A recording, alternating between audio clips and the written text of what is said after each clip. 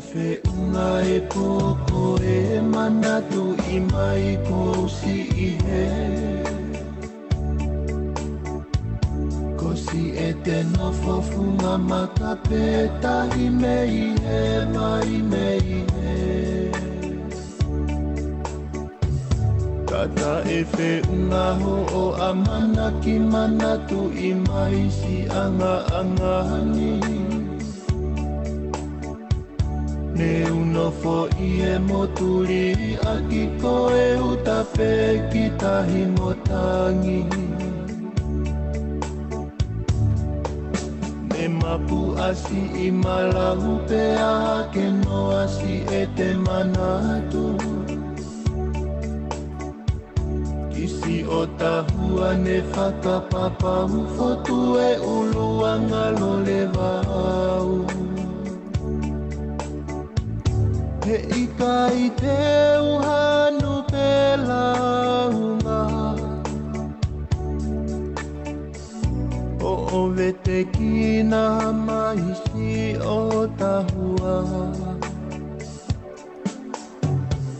Ko e hiri e ni te ufoki au E kuo mahino mai hota e ofa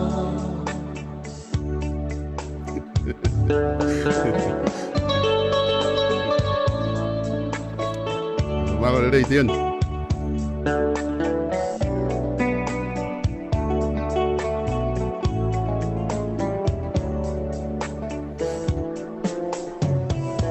Isa oku ongo ki hoku loto ho'oto o ngā aho moe po Pea he I kai lawa ke ngalo te umate ai I hoku loto ai I hoku loto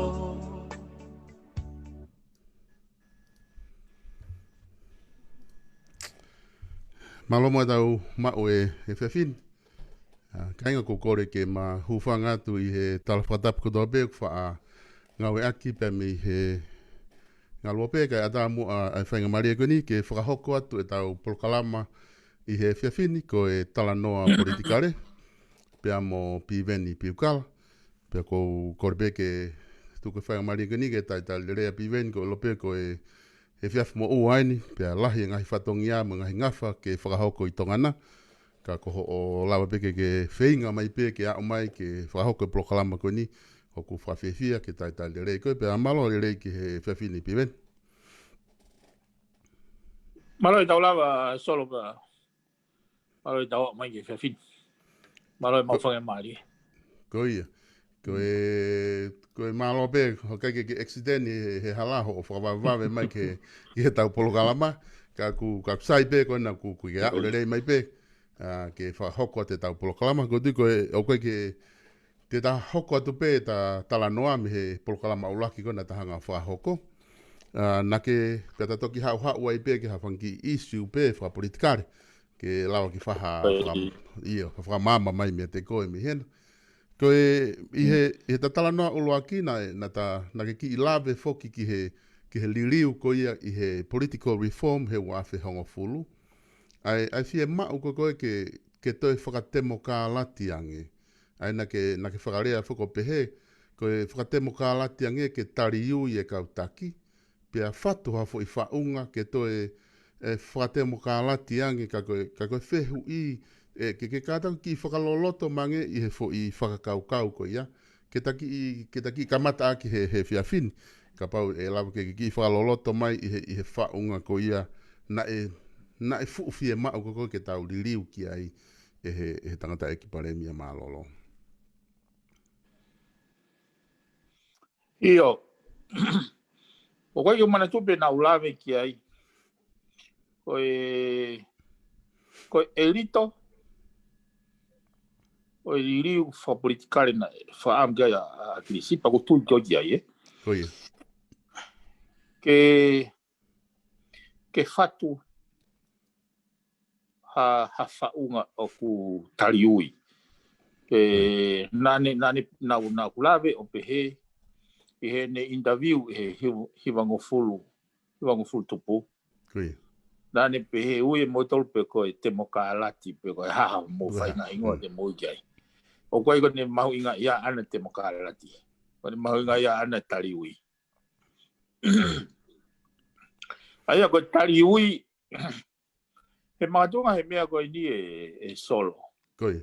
Ke every dollar you spend, every decision you make, oku ahano makatunga lelei. Koi. He koe whakaapa taupotaha ia he whai ngā tangata ke o tua. Ake nau o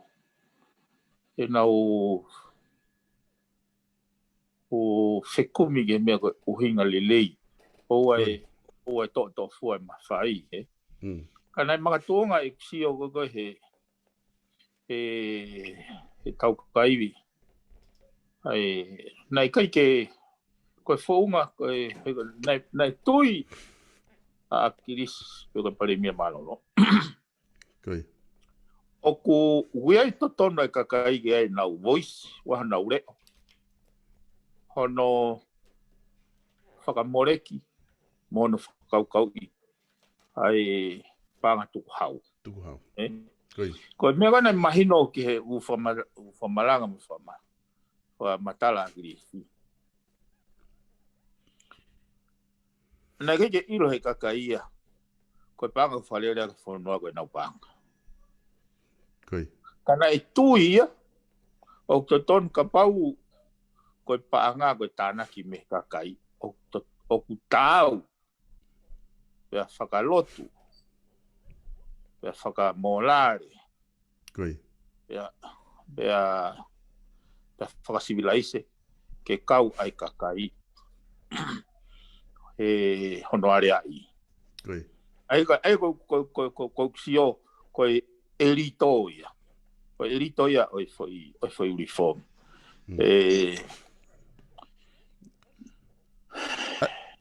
Ai ko ne tu ko ia ai foi whakaukau. Ko na me uhinga pe ai tangata eiki ke tau reform e kau taki whakalere pure anga, ai ni peko e hanga pare mia ka minister, me ka peko e reform katoa hakau taki pe oku nau wahe me he tuku hau e kakai. Ko tui kai ko reform ai kau taki. Kai he ko atangi whakaukau e. Koi. Ko reform ai system ngā System, koi. Ai system ngā we. Solo wai mea ko whatonga, ko tui to ton ke malalang ke kakai e. Koi. Ai demarcation, ai tau structure for sociale. Me he tau structure for politikare. Koi. Ko tau structure for sociale, e hau me he tau tuk whaholo. O ku tari he kakai ai tui hau e kakai. Koi. Well established here. And that's ko sign of peace here and unity. Sign. Kono palpare mo ki tau tolu he na tau mantui na tau tok civilization mai pe he tau e te au tupuan ko hi. Ko tau koni sudone ta wal fitnima.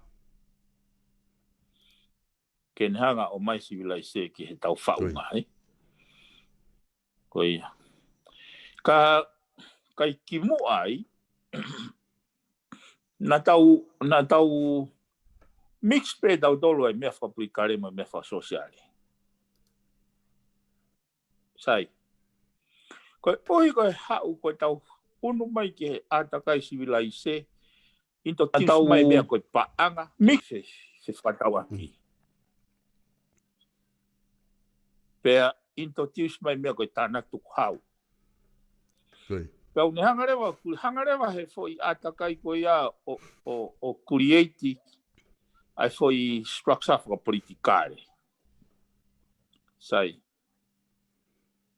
Koe tau foi koe pehe koe Koe mea koe whimau ke mai no, ai kehe e tau whotutu wha sosiale. Sosiale. Moi tau whotutu wha politikare. Ka pau te o mai ki whaata ofi wani. Solo. Ka pau te ke whakalere hao business.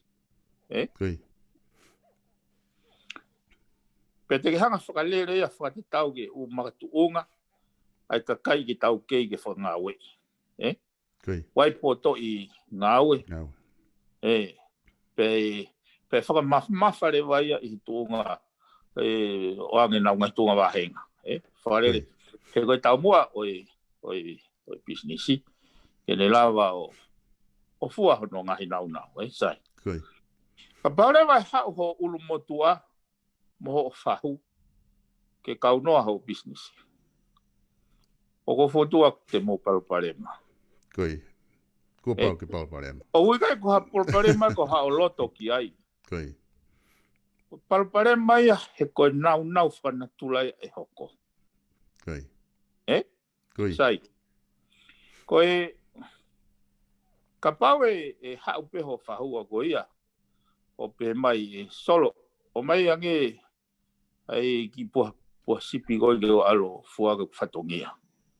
Koi. Te ke whie maari pe koe ki ai. Koi. Ka koe ne taimu e hau ai ho whahua pe mai. Tuku e koe ai tama supervisor koe na koe o ku ke lotonga totongi he taimini. Kai o atu e ai mari he kahine ke ala tia pure ngawe. Koi. O ke whatonga i solo e foi paki. Foi palparema. Ai fe paki ai tau no wha sosiale. Ka mo whakalere wha business ho ngawe. Sai. Koe nau ta tau pe ia. O tau se tau lak mo ia. He taimu o koe ke mahino ai ka tau tolu. Ai foi structure wha sosiale. Moi structure wha aplikare. O kailo i ko haa moa nei taimu ko haa moa. Na e toki whiri whare area pe ka pau ko ha makai koe. Ia. O nau alo o au ke whoitunga mama. Pea na he whawarewa. Ta tau e pepe ko ha makai koe pe ko ha kua pau ke hau o candidate. Ke whiri mai koe he kakai ki whare area. Nere ke toi ha special city. Sai ko fisi. Ko fisi, oe osko e nau kue waf maano, tutun lewa he pani marama. Koe ngawe aki he kau, ngawe aki he kau takilotu moe kau fisi pe, behind he Council of Chiefs. Ke o mai aki nau political asenita. I he ngai special city ko e kau hou ekfisi. Fotu rewa e pani marama i he wafi mau no. Ka iai ha hou eike o fie hu ki whare area. Pau ke hauia o whiri mo i kakai ki whare area. Kai ke special city. Koanga koe whamatala koe he whakamama koe i ai. Koe pehe koho o hou eiki, alu koe ki ho kolo o hou eiki ai. Kau tuku hau whakawhonua, koe whaunga ke kau ai ki whare area, ko pau ke hau o campaign of whiri mai koe he kakai. Koe. Aia koe wanga koe si o os mama ngai whonua kau ngā apia. Ke ti marketing koe o mo ui whaporikare. Kama he mo ui whasosiale. Koe. Aia koe si o kei mix up wa tongani he nau kei o mai. He koe hanga koe ni nake ai mai whake patatalawi ki ai. Hono teke mua mai e tu ia. E kau Koe. Mana toi na kau ia issue ne. mana toi o kai ke toi whehui ha taha e tui. Ta tau ai pe ha whai tutun. Whai tutun wha social pe whai tutun wha politikai. Gai. Gai. Ko mana toi rei solo ke ngau ka tupou ni ma. Mo ongo manala. Gai. Lai tai ko whai tutun yan ko ke customu.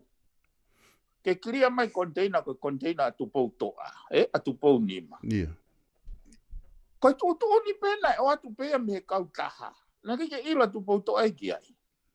Ka ko hai solo i te alo eke ka tupou toa pe kone tutun. Pe kone tutun pe kai.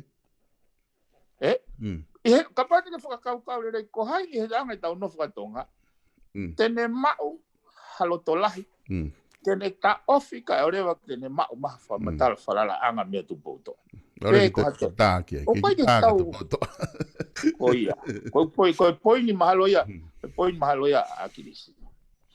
Ke oa e toi e kakai. Kau ngā pisnisi. Mo kakai koko wofi ke tui. Kai. Toi mui kai teke mua mai tui. He nai ne makatuunga ana. Pane makatuunga he koe ne aluange pe.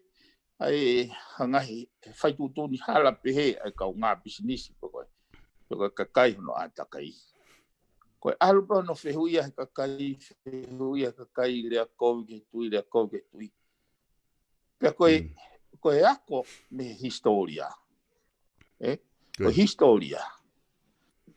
Koe whetukua ki e tui mo kakai. Te kei pe ke ai tui ai malo he kakai. Never in the history. Ka pai alu e whainga ana. Mana toi ko tui mo kakai nau tangata ka antoa pe. Ko kia hai o tua. O si hova pe taha. O whalewerewa ne pure pa taiwhi huia. E ne whaitutuni. Ko rotonga e tau kei kakano. Kei tangata. Ke tangata katoa. Tau kei tangata katoa pe. Aina konga malohia na huinga kilisi. E ne whainga ke ne elevate tui ke abau ia he politics. O e kau ia he politics. He kono inga, he koe hala whanonga ia. Mana tui ke he kuonga ia koe mo tō tangata a haoni. Koe taimi koe tui mawe taimi na tau keisi aki wawau. Na si au pito ke tau ilo ki mōri. Pena ke tau fu ilo tato poka hae mea ho tau tua maamani. Ngā tau pito ngā. Matuna toki exponential folau ia ki mōri mai late 70s, early 80s. O toki tau toki expose ki he fo i civilise o maamani. Neongo na tau osi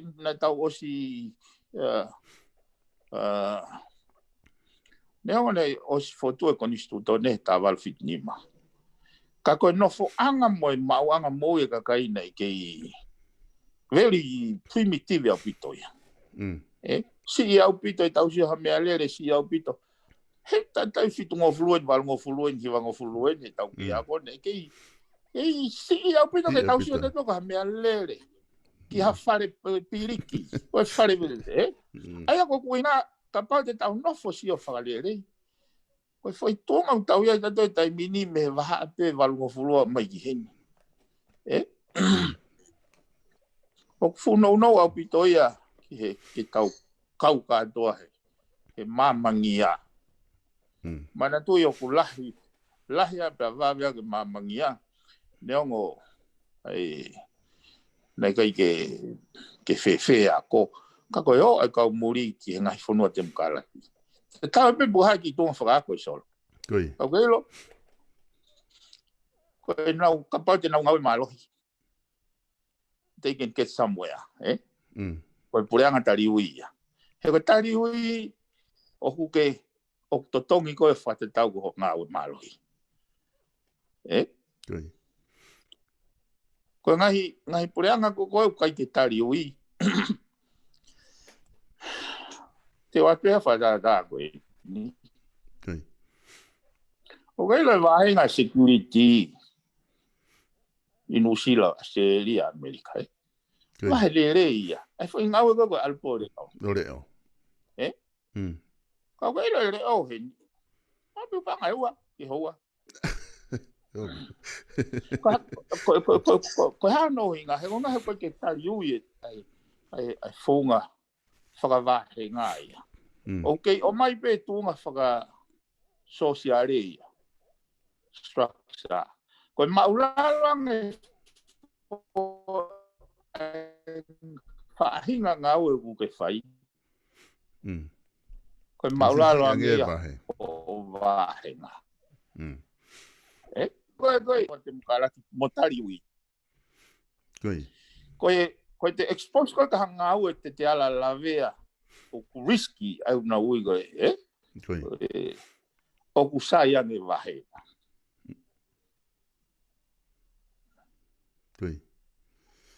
Koe kaulere holo kone hiko wewe. Koe kaulere holo kone hiko wewe kone nuku alofani. Nei whakangatangata ia he polisi ngau e pure ngā ke panga toluhiwa he wiki. Panga pe toluhiwa. Ia, koi. E mana huma aki isi koko o pare mia. Nane timan ke restructure mea koia. Panga wahenga le rei ke kau ko wewe. Koi. E solo ka pate ke alo wakai i kau he ka lori kona ko he tānaki wewe ko he na. O wahe le rei a ko ngā he nau expose nau tōria ki he risk, ki he mahaki. Ko ngā ka nawala lavea hono hiki ngā hukapa wewe. Koe tari ui a solo ko tāna ui ai. Koe accountability a koe. Every dollar you spend, every decision you make, ko pau ke account ki ai, o whakamakatunga e huinga lelei. O maari a pito e whakaukau. O toki lolotoangi hono ki whaikeri ko i whakaukau ko ia ke tari ui. Ke ngā whuki he ku au whakaukau e tokolahi e ko uhinga pe ke tari ui pe e kau taki ki he kakai. Ka koe unga ko whaikonga kona ke te whakamahino mai o toki māmangi e whakaukau wai. O ke lawai pe whoke kupu whātaha koe ko ni stuto ne. Ai ako pehe ko tui ko pure ia kau no pere me kakai. Pe aku top tape sino tui ko te ia pure fonua. Ka ko ne kau minista o ku nau whai e ngā ue. Na ki kamata lawe foki ki he kupu ko ni. Ai ko uhinga na whakamakatu unga ai ke kehe ai o ku kehe ai rain ai pure koe pe kehe whakalere o fonua o pure anga. Goia. E he koe mau whake e solo ai koe mea ko whatonga he kau whanuani. O tui be a wea pe kai ka kaiako mo ka whaunga rea o whanuani. O ku hongi rea ko pe tau tolu ia. Koe foi whakarea koe na huenga ki ai whakarea koe ki mua pa tau leo na hofulu. Na ngau e kia whirea koe covenant. Ai koe covenant koe covenants. Ai koe covenant i he whakauhinga ke ne hao ki he tau whakatonga. Koe tui o kune whakalere whanua. Koe au kune whaitutu ni. Ne whiri kau pare e kau minista ne. Koe aha mea ne whemau, koe au ne whakalere. Koe taimana tau ririu ai, pe whaki whoke tui hono mawhai whaka executive. Pena ngau e whurihere whuirea koni koe kawi no ngau e whuirea koe rain. Koe rain nia is more of a supremacy, sovereignty, whakalangi. Rain o elevatia. Koe ke kawi he kawi, koe ke kawi fusmaya he teimko ia. Ego koe foi te fito ia he koe uhinga whuki a koe koe intention koe foi reform ke tukuange mai e ngau e waka ke ua te kau e tui ai kai tuku mai ego nei whuaki kupni mataha ai executive authority o ave ke pare mia mo ni kabineti ai koe lau maria e solo ki peheni Ka hanga he pare mia o whai hatu tūni hala. Koi. Koe kakai te naurea peke pare mia. Toko ni apuko ke he whiri hoko. Koi. Kakai te nau whetonge pare mia. Ka au tangotu e tui a malu. He koe tui, koe whe mau ke oua te taunga rea. Ka tau whatu hafo tu. Ke tolonga hono whare. Mana tui ka mea koni nei whai pe tu pou luaki. Nei kau whe au mai nau tauria mo ha tui nei tau riua. Tau riua. Koi. Anga nei hawa e lo tu me kau misnare. Nei mau e tu pou luaki e foi mama ko ia. Na ne rea ki pe i whare a rea. Koi. Ko e tau whanga hono whare re whanuani. Ko e kurea nei hoko e koe lao. E koe whako e koe. Koi. Ka koe ui koe hamai kia te au. Koe whaunga e au e wā tāmu e whakapouri. Koi. Ka koe uhinga ia nei ne loto fie maari ai. Ke ne ngaua ke lao. Koe konistu tone. I he whare i e kau misnare. Ke ne pure i mo whare re whanua. Kai oua toi tau riua. Koi. Ma toi nai toki riua mai pe tu po raki pia mea lau whiritonga. Koi. Pena toi stage pe he kau eki la lahi mei hahake. Ke toi riua a tu po raki he kāwalo poua. Ai ko na maka tu unga mei ai. E ni whakaukau, mo ne poupou ke whotu, koe konisi done he tawal whitinima. Koi. Stai. Koe lahi whanki wheha laki rewa, he anga e whakahoko o lahi loto mamahe kakai, whakakaukau rewa a kirisi, koe whaungai ke tolonga i mo tūroa hatui. Koi. Pea ke i loloto, mo whakapapa e kakai, aki haikai ke ne toi kau i hono kawe ne whanua. Kai transenia ke fo i re volo o rain ni mei ai. Koi. Kai ngau e mai a kakai. He ka pate e whatonga. Ko taimu au whai kutuni halai ai pare mia po minista. Nā upe he kakai pe pare mia pe mai minista. Mista. Koe ke toi hingaki mai tui ai. Koi. Ka koe taimu e kaua e tui ai, ko ka mata rewa ke rea kakai ai. Koi. Aia koe o pehe fuke he ni ihe tai nimi pi ven. Koe hu mai koe ni hange ha no comparison ai puri anga e koe ni me puri anga o si. Kuna usia na tolu ke he whakalele ai puri anga koe ni he mahina taha koe ni kuna puri anga ai.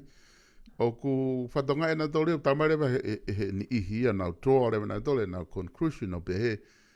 Tāku kai ke fuwhia mauia ke te where tūkuaki holo ha mawhai. Pe koha whahinga. O mahina pe e whita whaake koe na taha uai, ai rain, pe mo whakawhai ke pure anga, hange koe konga koe na ke lawe ki ai, ke ua te blame no ia tu i he ngawe halai, ai kau minister, mai kabineti. Ka ku osi troa pe e ni ihia ai i he ta whaake taha, ai nau conclusion a nau toria. Koe hinga koe ke te talanoa mawhai ai pare mia e tai nimi ma pure anga, kuna au talanoa langa whanua nau tolu. Therefore, o koe ke takusai pe mawhai e ma mea tuku pehe ai pe ia, koe tanai kai ke fuwhi e mau ia. O kwanga pepe ho bakai ki ai.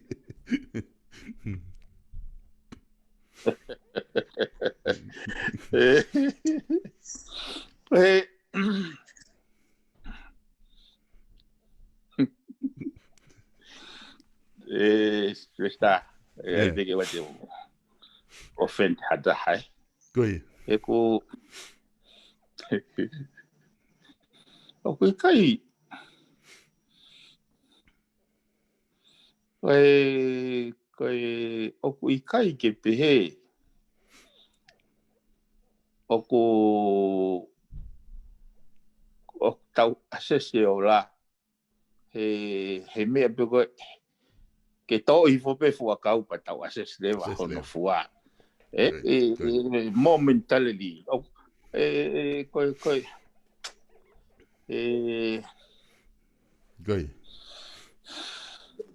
Koe koe sio aku ia. Koe sio aku ia. Oku fatwa te whanua ia ke hala ku whaingata angi.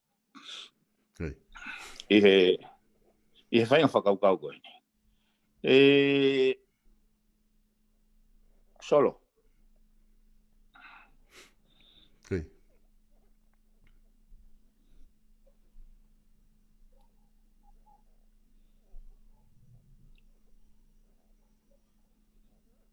Ko hinga whoki ai iai I tau whare area. Koe uhi koe si o ho tau wiwi whakapanga.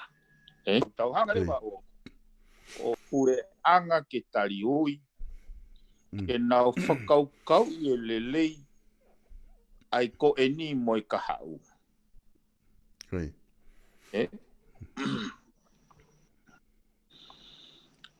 Te lava I kita ia o whai mea o whie maari ko ni. Kau tauhanga I tau tolo taki kahau ke whaingata.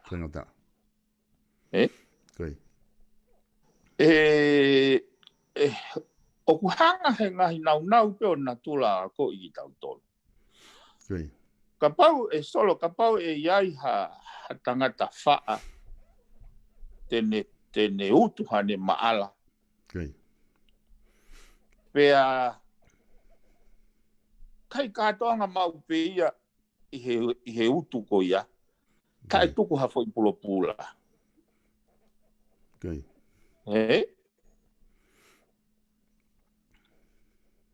O ke pehe ko hame hoko ke tau tangata hoko. Ke pehe te whatongu ue ia, Koe mahuinga whukia koe solo. O whainga kā whoke tau asese mea koe ni, he koe kātoa mea koe ni te tau toki o ku tau toki asese me he hindsight, mana o se tau ni maho fulu tau lava reflect back. Mai, ka o ata ai ata mahino koe ni solo. Koe uhinga ki he layman's person ai patset whea mokaki. Uhinga ia o ku tau haka mo foi pula. Osi, Haka katoa, kai te tuko pula. Haka katoa.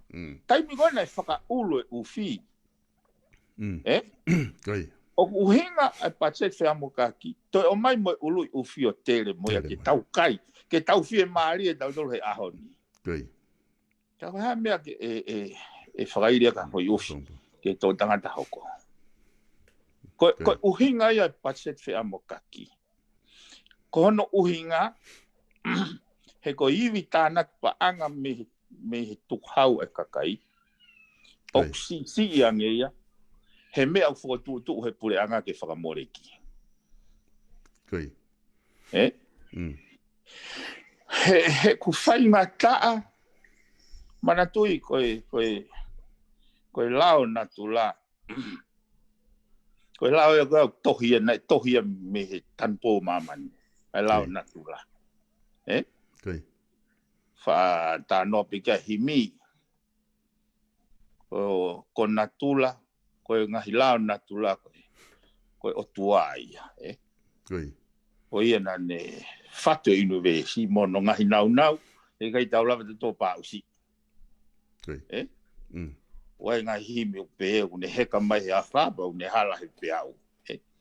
O whautunga mai o whakaata mai natula. Koe whakakau koe solo. Ka pau koe whama pulu tau o mai pe whakakogema. Koe whama pulu toko lahi tatau pe pulu I loto. Taimea nau sino le rei ai Koi. Anga mahene ai tau whama. Hono tatau mai e rita e te au whinoa miliona. Koi. E sino le re whangapulo. Koi. Tō e honge pakau e whangapulo. Koi. Kei hau pe tangata whama. O amanaki tene kei tatau pe ai rita e te au whinoa me whangapulo. O e peu whanganatula solo. Tai pau i ke lava foki, o tutu e pulu. Oi. Ko e tau patse tiu pe he solo. Koi. Tai mi gana kei sino le rea whangapulo ma ui ngai business, ngai tourism sector. Ki mua ni e COVID. Koi. Na tau tāna ke te au whinoa, te au ono tolu miliona. Me he tuku hau ai kakai mo ngahi business. Sai, tō mai COVID, hu mai rewa pureanga ko nio tala mai, te mau tāna, te mau tōluia, me he whama pulu tatau pe solo. Ai te au fitu tolu miliona. Lolo tonga koea, mate ngahi business sector, ai tourism sector, mate ngahi whare guest house, mate e alaini, mate folau e vewa. Kei tāpuni kai a whanua. Tala mai nau tolu. E lahi ange hua kau te mawala tatau me whampulu. E we beu whakanatula, kua kakai a tamai lelei. Ma naka wha makosi hiki atu ki ahita inimi. Kai, e whakalahi toto.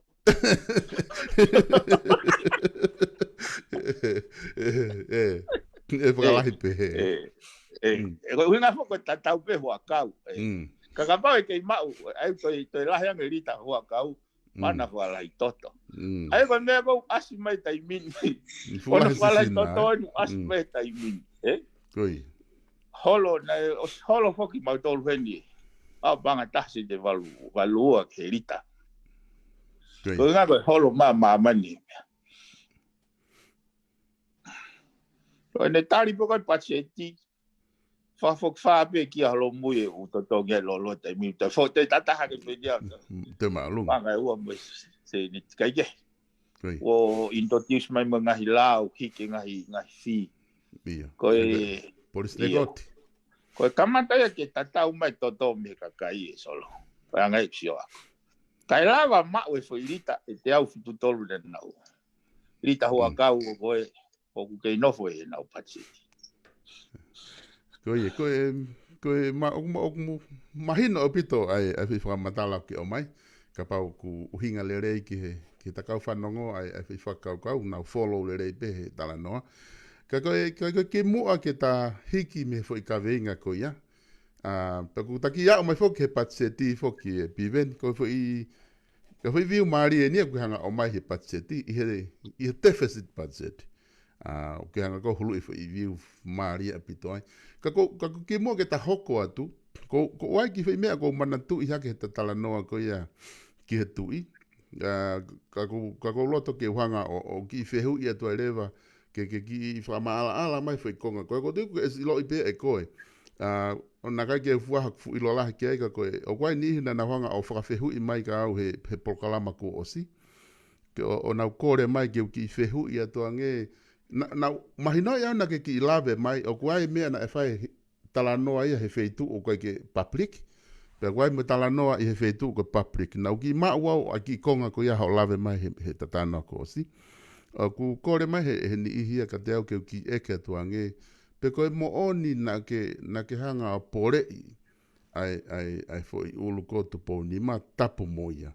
Ka ko uhinga au kia na ko hamea ke hena ke uhinga ko ki ai hange ko tatala no patseti. Ka maurere atu mautolu i he herepelu mo me apehe. Tako oku ke metafoa ko ke le ko ha fu tala no metafoa ke. Ka ko nga i ho fainga mari ka ke tahiki ka ke ki fo mala ala mai foke ai foi metafoa ko ia ke tau whahawakai ki ai kai ngā mona mahino i le rei ko ngā katau o te whaha te tala noa holo ke umea ko ia kata hoko tau ke uka veinga ko ni te hoko ki ai. Kai whakawha pito pia solo.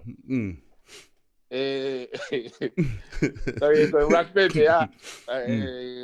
Koe whakawhakau ko ia. Solo, hama ke ki tae na ki whaska alo mai ngaha ki fuhina vai ki o. Koia. Witu pau to hanga whamalala ki isiwani.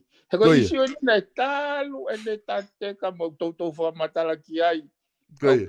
Pena os I he pe pā pe ia hono lau maari e. Hono lau maari e. Koia. E ki tātai da ki whasi kau ki alo ange ki ho tui mahi fuhina vai. Okay. Moha oi po tari ki fui feu koe. Okay. Malo.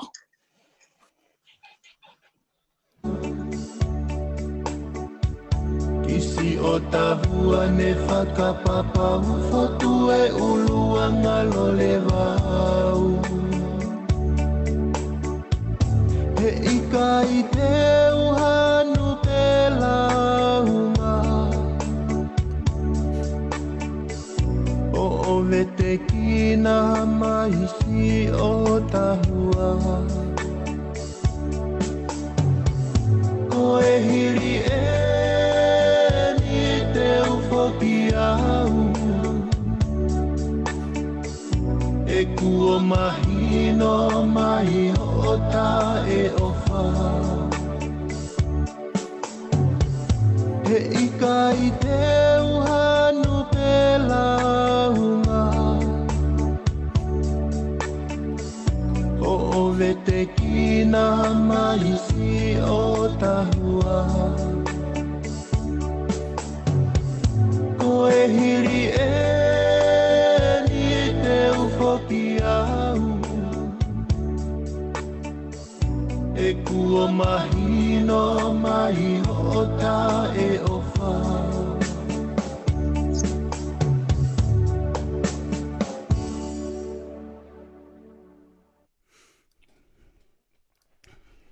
Malo pito solo Koe na pango ya koe ya mai ki he. Ke ngai hao niu ke ngau e ke ai whamataka. Ka koe Hoki hai whoke.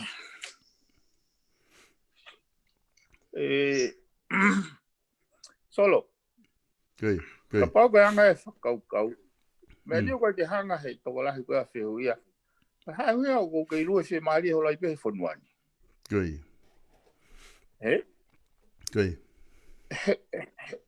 Ka hataha. Hei ilo. Mana tui ka hate ki rea tuhi whoke tui petete.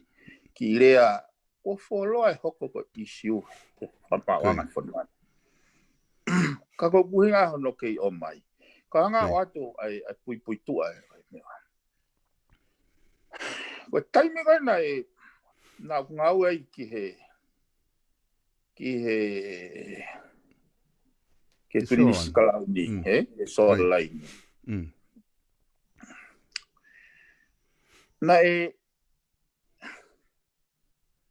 na au ki taimi hau ai minister li pa ho ko ya o mau whakataha he ofisi ko mau matu ko mai me whakataha hau ya ke mau ke alo sio anga he ofisi. Ko ne eke ki au, pa ko pe hake, au ke whakasio alo e mau ofisi. Ko ne tari enu ka tapanga pe me hao whangani. Ko hao whakasio pe mau ke I tangu tsea pe mau tangu pōwhare malolo. Ko uhingai ne o mai fo I statement ko ni solo, ko unga peke whakamagatuunga. He nai tok o sini pe ai kiria mai fo I po e tahawhe ai soa laini. Kau kai uhinga lelei ke minister le pa ke ta e tute ai ngahi nau ko ya. Pe ko ha uhinga fufe ma ulahi pe he soa laini. Ai ngahi fo I set fre malolo. Ko uhinga fo solo hinai. Nai pa usi ai he kau business partner ai falala mo ofa kakai atu potoa. Pena au ke foi poini na pau ke fai tutuni. Koi.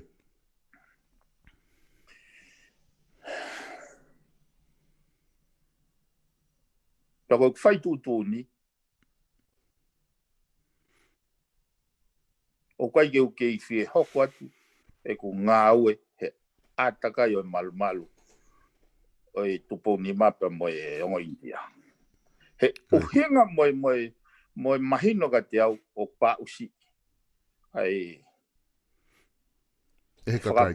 kakai. Eni ia. He kau business partner. Koi. Wanga ono whakalere o business. E solo. Lau kau au ia I olunga he foi organization. Organization, yeah. Well, no manager. Ngā au e whakakompita ko tō pe me uhila. Ki he mobile phone. Ki he internet pa mo TV.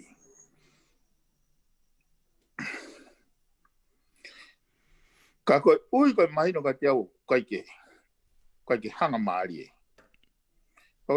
Kau lawe I pe hen solo. Koi.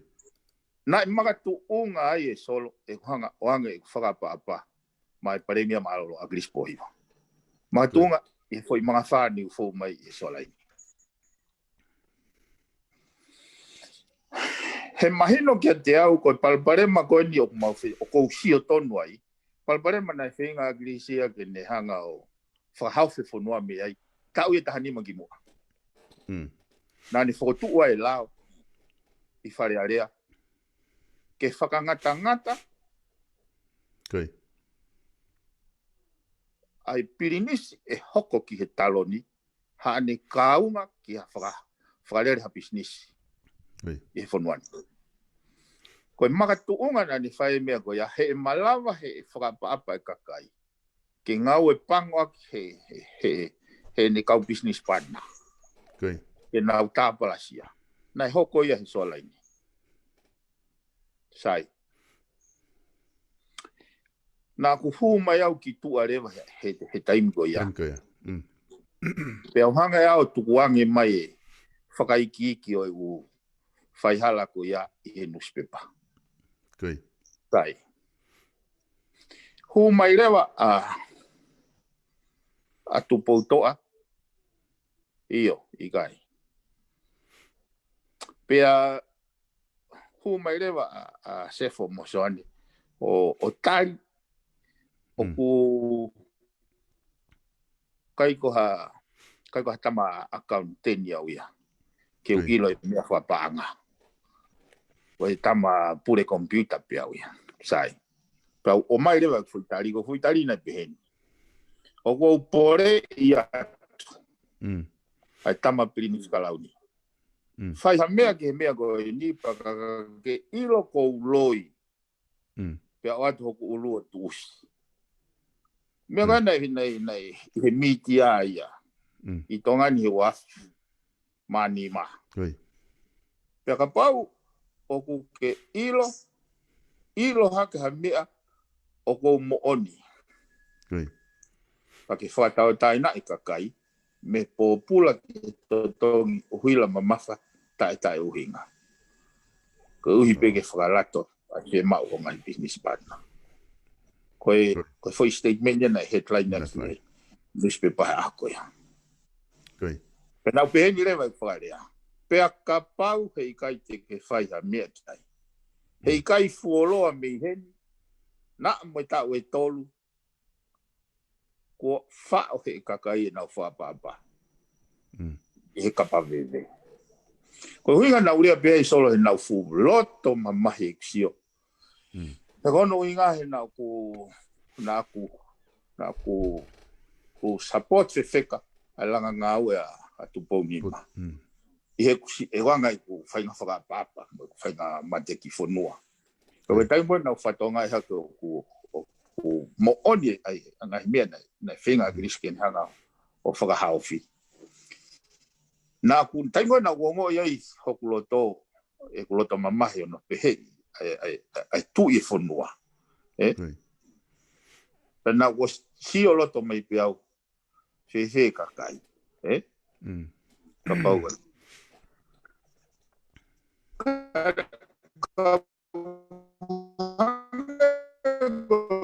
Lau solo negai ke fai tu po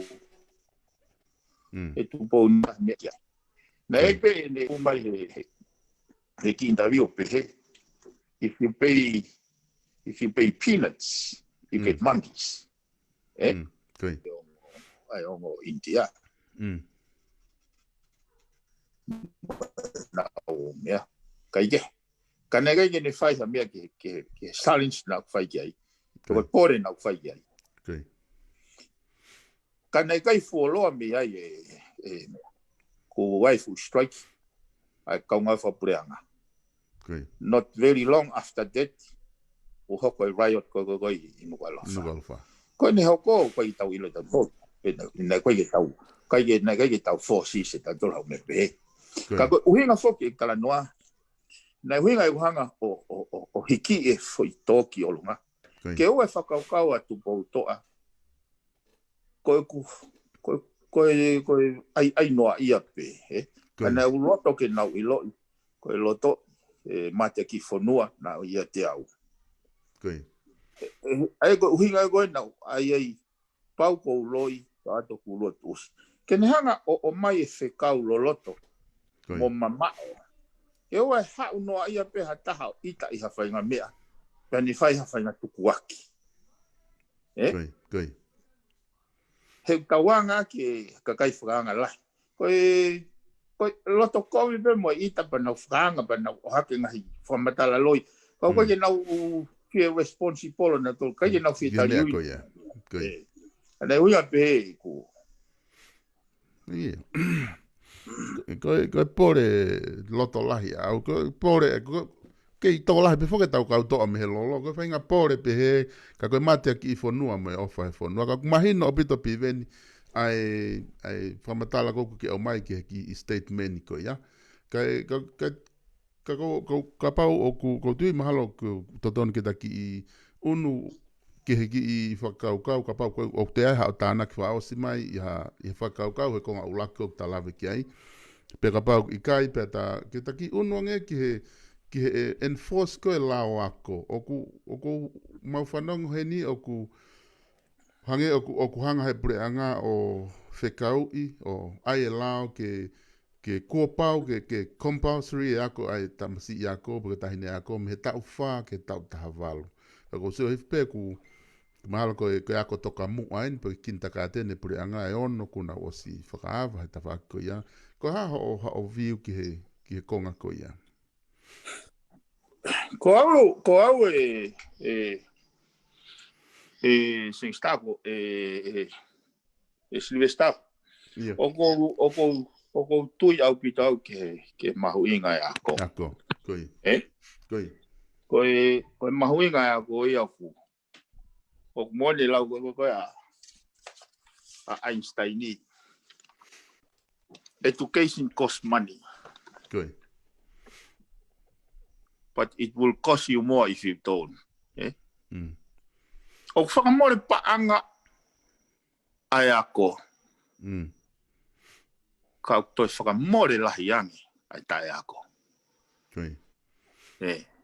Koe I siu koe ni o kou siau koe no enforce lao ako. Koe whihu I koe ai e mateu teu mo tai mateu teu. Mo hinga le rei pe he kukai ke o ku ko no whakarea pe koe compulsory.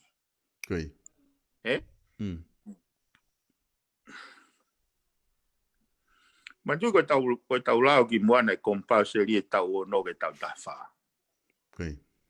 Koe uhinga e tai to tongi koe ai primary school.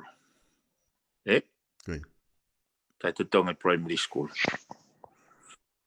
Koe pehe pe koe ke compulsory e tau wha ke tau tahawalu. Uhinga ia ke tai to tongi ai preschool, primary school, mo secondary school.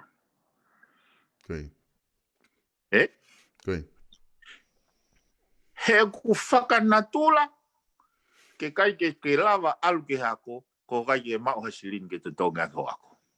Whanatula ia. Aia koe tau hanga peo ai halao, mea mua ke uraksio kai pure anga, koe lao koe malawa ke implementi. So kai mata vai ni solo ko whatonga i ko he mea koe ni. Koe ki stats pe nia na ko he kei ngau ko he mea, me koe tau ko toa pe, o toko tolu afe kau sivi hou. Ai ko kwanga ko whakarea koe, avarisi ko foi kouhoti, foi tau. Foi kouhoti. Koe tolu afe. Whakatoa e whonuani. Ai koe tau whakakawa te tau whaama e tau nima. Uhinga le vai ka ki tau tolu, whemau ke langa, ha whare ako e ua mawahe i he aplautohi ko topi. Kene keita foi kouhoti ko ia.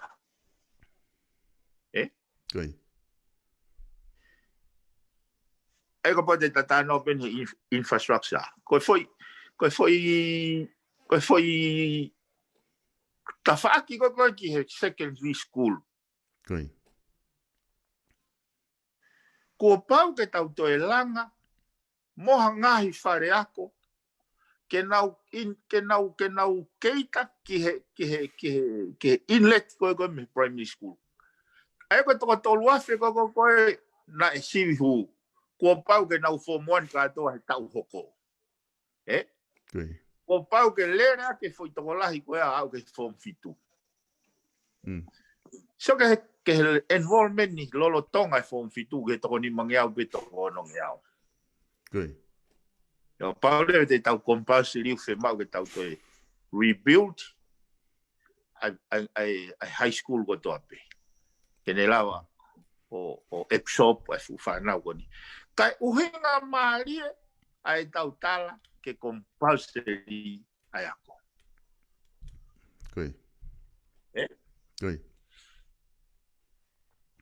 E whainga tā ke tau pehe mai e solo. Ka pau koe tō lahi ai kau whanau ako. Ka pau koe capacity o ha whare tāna whanonga. Koe toko ni mangiau. Koe whukakai tu a koe toko wafe ni mangiau. Pea whekau i pailoa. Ke nau hu katoa ke he whare ko ia. Ai toko wa, ai koe une lama peo e chope toko ni mangiau. Whekau e toko wafe ni mangiau ke nau hu katoa ki lota. O koe pehe ku whakaputo pota. Alo e huki mo e fua mo e.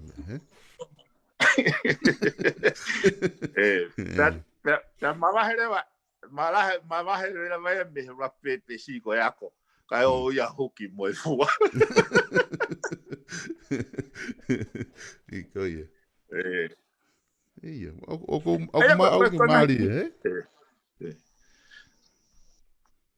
Ko ngai taine ko tai mensioni o fe mau na to ton. He kono moni foki e solo ko mana tau ia e kai na tau ke yako ka tori motu. Le kai ko isi o to tonga ko ia. He ko fe mau pe to tonga ko o se ale o matu ai o ro tu fi bangi foi mataka. Fuani o folahi pa to ki o ke ako e ko na kai ke isi e ko fanga mechanism pe he ke whakakau i he pure anga. He kone hange ko gulau, kone compulsory pe. O implication ni ke nau ako tai totong. He kapau e pe he mai a kei totongi pe. Kai tala mai ke compulsory. Pea kai ke te lama totongi ako paturi ki tua paka popula, kai ke uhinga le. O Maria bita fi whakau. Ai, o ku sai e foi whakau ia ke he ako i ho whakamantala. Ka ku whia mau ke whai hano ngāwe i whakalere ai mea ke uhinga lere Uhinga lere, koi. Uhinga lere, koi. Pe poinia. Maria pito I whakaukau. Te tato e whakaloloto holopeha u ka veinga ha te mao hata whainga Maria. Ka taki I uno mua e piven ki he. Na mau whanau na e whai kone whiri kone kau nōpere. Na si whai whiri kone e whakafonga na hanga whoke sea whare ao. Tōtu uni he lao ai whare area. Ke to e whiri e nōpere koi o niwa ko ngā ko tau taha ne mawahe ana ia me tongana ane nofo I murini he huinga whawhai to. Ka ko hinga whoku tūtu uni lao ia ke whiri I he tau taha koe ne mawahe pēa na e whaaho ware whoki ai whiri ko ni to e whiri pē ai kau nopere ia nopere ia lot fustua ke nopere tatau pē ka koe whia mau e au ia koe haho o ai anga ho wakai ko a koe ho viu a koe ia ki whainga ola koe ia. Io. Alo pide sol. Ka koe konga whakieni koe o reform ke na panga maari ai tariui me rule of law Koi. Ke tatau ai lao ke takotoa Koi. e koe so kau ta noa e solo ai mahuinga koe ai tariui accountability system Koi. Ko hia tatau pe e whakailo ai hakalaki. Hia tatau pe na whakailo ai pare mea. Ka ko hona tau te au ke kai mea ko o hange more lewa ma te ki mea. Mori a te whakaapa. He kai mea ko kai ke na panga maari ai. Ai ko fa no hoki e toki ifo pe mea ka pau te tau huka dot fa koloa mo tau takpanga ni mau tau hau pe mo koloa fi unga pe pe tau ka pau hua ha fai fe ka uia mo ne tola ni ma pa fata mai pu ka papulu ko tai mi le vai a une fa to punga I longoa fri mana ko ngai me pe ko hinga ko jai sai ko hinga Koe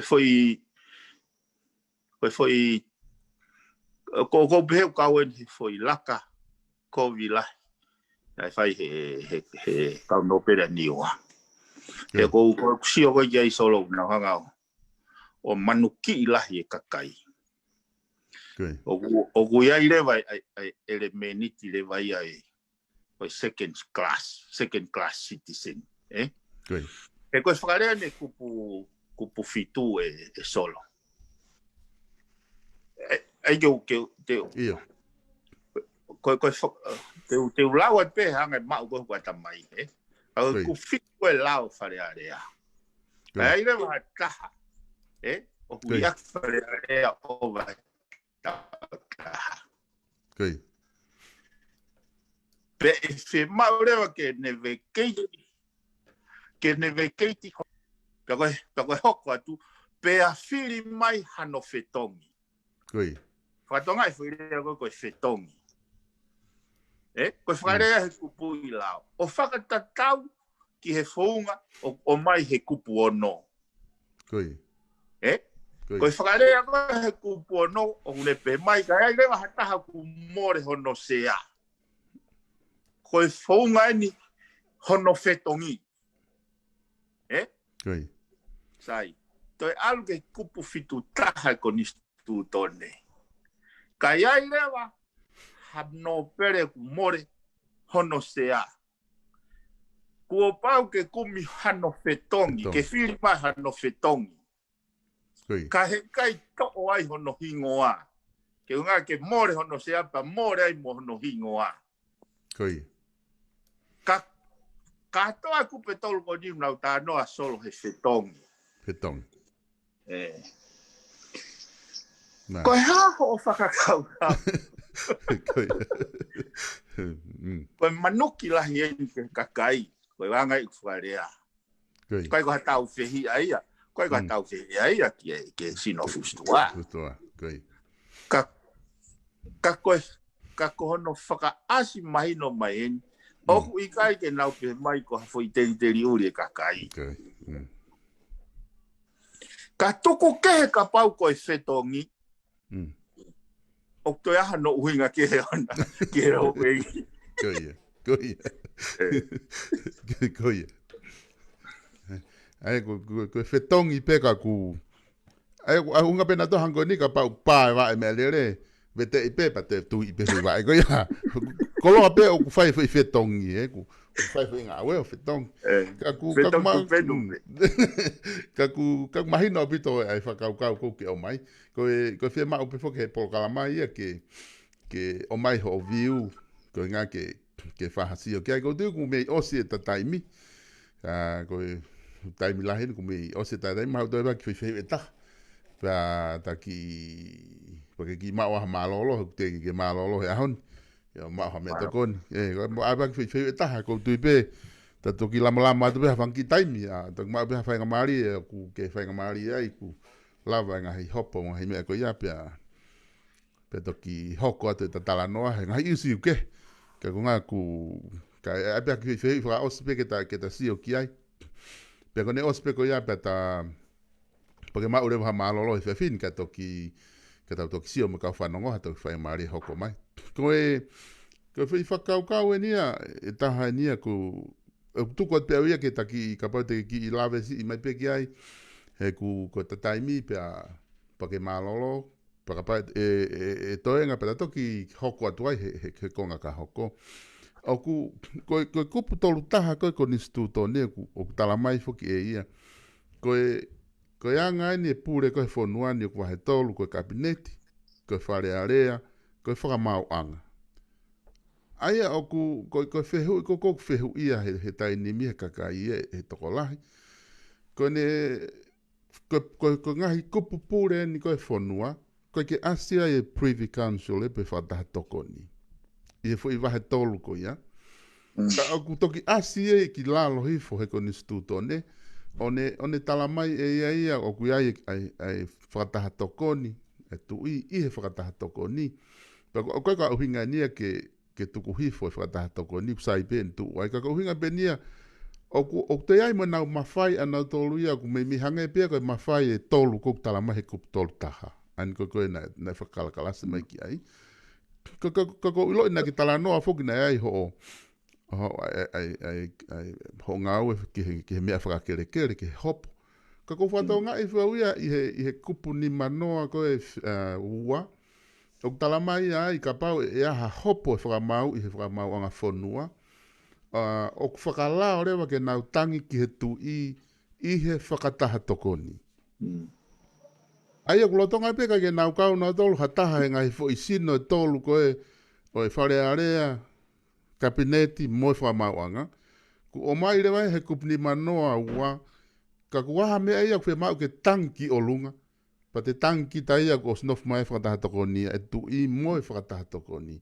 Pa ta mare kupni manoa tolu e ngofua ke whakataha tokoni ke nau tutu uni pe nau tolu he whakataha tokoni e nau whaunga ngāwe. Koe ke pure I nau tolu I hataha. Ko tuko fu e ria lahi e nia o ko tuku atu. Pa mahalpe e fu lahi ia ke tala noa ai he ahoni. Ka ko tuku atu pake whakaukau. Ka pau e mea pa ke ta toki hoko atu ai hao whainga maari ke ta hoko atu ai he ka hau. Io e solo koe foi whehui pe ko ia. Koia. O ne o mai rewa rele vene foi lao e ono nei. Koia. Ka wai ngahi ripoti ia mahu inga ke waktala noa ki ai. Koia. E mātuanga e mea koni so sai pe ke tata noa I pea he mea ka gotui e toi iai peha ki whainga maari e. Koia. Koa o saia ke ulau mau pe ngahi kupu mono ngahi whauhinga ke uhinga lelei.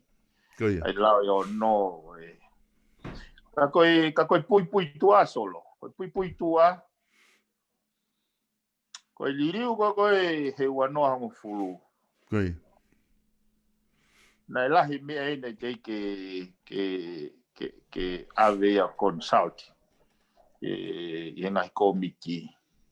Koi. Ko report ko na submit mai he committee ko tu pele hake malolo ka ho te Cotton Watt pe mo Steven Alapua. Koi. Na ke muy ai liliu ia ki he mape folau na o mai he report. Koi. Koi. O tupunga i pe e tau waki kamata pe ko he wano ho fulu ngai e fu sistemia. Koi. Koi. Koi. Mana tui o hange pe ko no ko ai ko fu atesi e fu melere. Ako fe paki ngai pistoni ia. Koi. Ai pe ko ke whakalau mai. Koi. He ko no he ko masi solo pango pe ki au ia mo nga fo au ko no manuki o tawata mai rei. O hangi pe so ko fa matar pe ku toltaha. O se vai fonga pure I fonwan ki mafai la lahi e tolu. Ka mauinga fo ke tau ilo ayanga ne tu e mafai pure e fonwan ki moa ka mo e tau iliu ko ni. Ko yanga ko no fare ko ki moa ai kupu toltaha. Na ko feitu ko tu ai ko kapneti.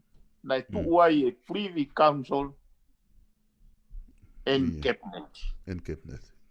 Aina ia o aina ko o mafai ko na existe mafai pure. Tai mo na tau lirio ke wana ho fulu na remove whatever ai privy council ia me cabineti. Pe foa ki reva executive power ke cabineti.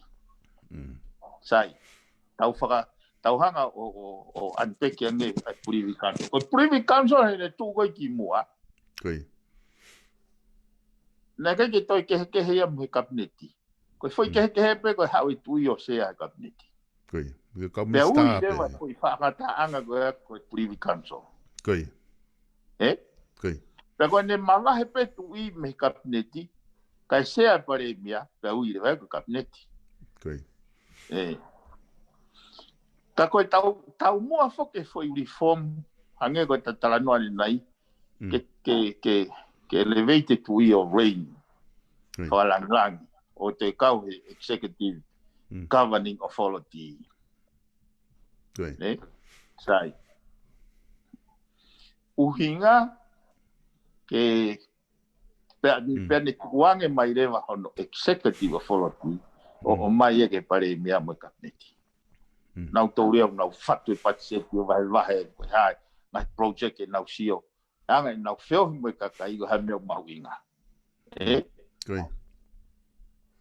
Pea whakotu rewa he kupu ni matoa ia ai tu I mo ne kau whare. O kua ni tawataina ke kumi ne kau whare. Pa ki au e solo koe. Koe foi whakatu tāmaki ia.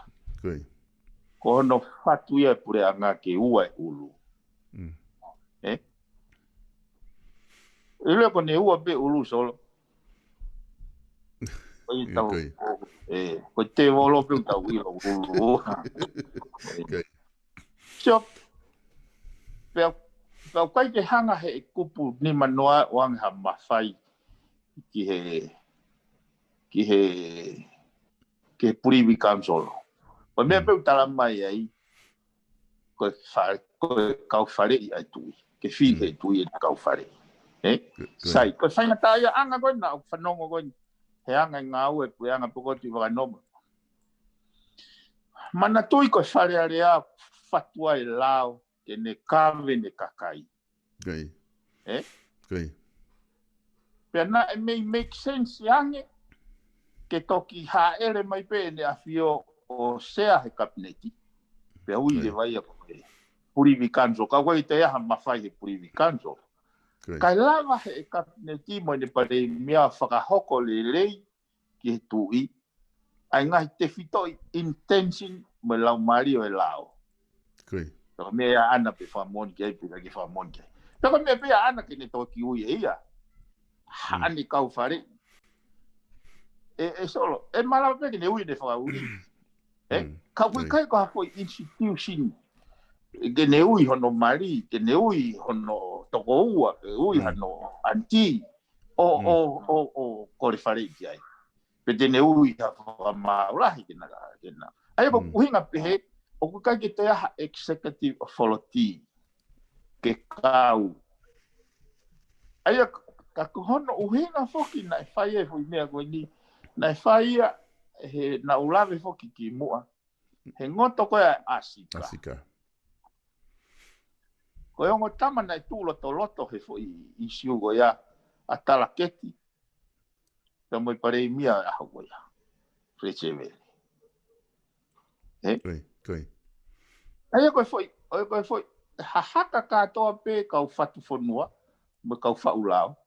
He nau fatonga ia ke he no mai ko ni stutone koe, ke whakalere ake ai tau diriu whakate mokala te wano hongo fulu. Ku ngai i ngahi kahoki ia koe ke whee. Koe ke alo whakata. Koi. So, ka mata pe ia tui waka no pepa mua. Ka mo klaiwi tuati. E nao ngoi, o koe ke work ka polo. Ai koe whakalere na nao ngai, o koe ke work ka polo system. Koi. Ko hange koe kulau, koe foi isiu koe ulele veni, koe huinga e whakahu mai foi lae o no. Kai lava o alai whakalirei e fuwe te kao e tau konistu tone. Kai foi e kulau koe tau konistu tone, ko hange ia koe ha corporate plan. Koe tau whanonga whakatemokalati. Ai koe foi roadmap. Taka paurewa kai ke alai ne rei roadmap. Pau ke tau raki hea tau tōria ango koe ngai whitaingo ni tau longoa. Malawa ke whakahoko ai u ngā ue ia. Ka koe uhi koe hono, koe kai ke transparent mo accountable for systemi. E lava hao pe ai whahinga ia o kunau tau pe hepe. He koe Royal Commission koe nei o mai e kau loia mei nusila malu a seria tamako galiti mos.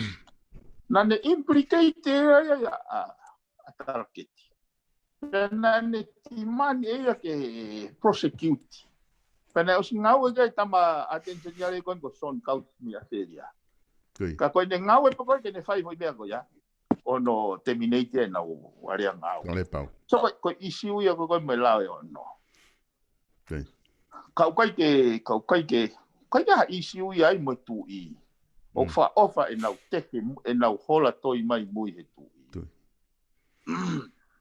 Ka hange e rewa ai rewa waha issue ai tu i mo kakai. Kau e whakau kau e solo. Koe kakai o e whonuani. Koe lau pis e iki atu. Koi. Tatau ai pe ia. Koe fufo i social structure e ko stari lere ia he tonga. Koe isiu ue nia o e tau lalanga whaka politika re. Ke tari ui. Ke ue hau pe hataha ia o whamoi hane ki Mission Generator. Ka tolonga te whaipamuia ke tau tanke ekonomika ka toki. Koi. Como mai económica. Malo bito e piven ko tu me ka pau te ai ha me te FIFA aus ek ko tu ko ose ta taimi pa ko firma be ke malolo e ahon ko ngala hien ko ta osi lere i mai e ta tala noa politikare pe ko tu mahalo ko lava ia ta polokalama e fini ko fa malo la ia tu e whainga maari e ko ke tari ke foki mai ke whakahoko atu ai konga koe ne whiawhini. Pea koe polokalama tala noa politika re o ku ikai ke kotu i pea te ai pe whainga maari i ho ngā ue te whai pe whitu takea ta whainga maari ke hoko atu tala noa hanga i si pe i he kahau. Ka koe tui o tu te aha me te ke whia wha osi aki ki mua ke ta o se ta ploka mai fia. I kai e solo ku fa malo ba fa mali. So ko lau o kulahi e lahi pe i siuia pe moikina holai. ka whamalo tau he makatua pe ta tala noa ia mutolu wana o ku mo observe mai mei tua Koi. ke mo lango mai ngai fiui ke lava fai fra mama Koi. ta ko tui hange ko ku fa ho he nei lele ma hopo kele ma tol he pamaulai he utosi weekend fa os ke u kahau e plelo Koi. o tui ko ne kakato ko fie tala noa le va mo ko ai i he ngahi nau fa mau anga Koi. mo i sifa kele Koi. e ku mahu inga au pito he ku lahi fo ke tau o ta ha ke pe tau tala noa kele ku hange ka ofi aku tau tala noa pe he ho iki hange ka ofi o ai fo ke ai fa lau fo ka kilis o wai ta ton ke tau i fia he mea ko mata noa he mama ko mea ko ton tau i fia ai mea ko ta noa e fa po ko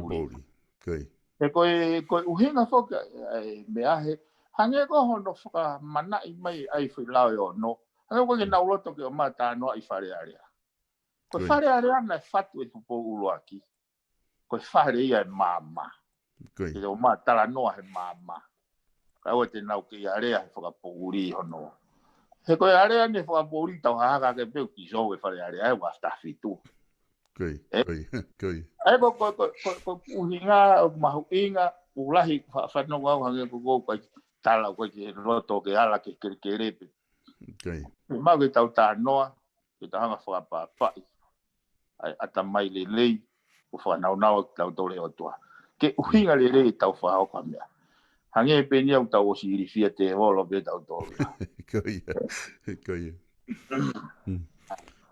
Fa pito e piven malo pito e ma o fainga mari ke fini ke lahi pito pe taimi e polkalamani ke ata tu ke te koe ke hoko ate tau tala noa ka lava o fatongi ki kele pe fa malo atu ki kau ke modol ko tape kau mamata mo kau fataha mo ki maua i he polkalama e fini tala noa politikare ko fa manata pe ke te modol ku mahino i pe foke polkalamani o ku o ia pe mo kau tangata kehe o ku o mai ki na tolu o whakarere atu na ngahi polokalama pe miheni ngahi viu ia ki na tolu ko poini o kweinga ki ai ongongoni ke o mai ka toa pe ki na tolu ko hai viu ai taha ko toa pe o tuwatu ia i he polokalama ko ni tala noa whapolitikare pe ko pesi ongongo ko ni pe ko ki mo tolu me apina ke mo toki whiri ka toa pe me ngahi whamatala ko ia ko o mai i he kau tangata ko ni ko nau hulu ai ngahi ka veinga wat ko toa pepe mi he ngongo.